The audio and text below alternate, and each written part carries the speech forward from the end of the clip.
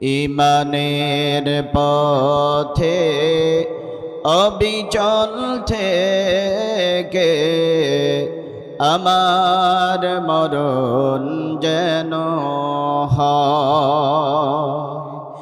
ইমানের পথে অবিচল থেকে আমার মরণ যেন হয়। তোমারি কাছে মিনতি আমার,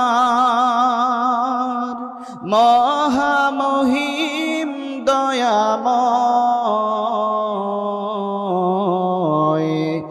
ইমানের পথে অবিচল থেকে আমার মরণ যেন হয়।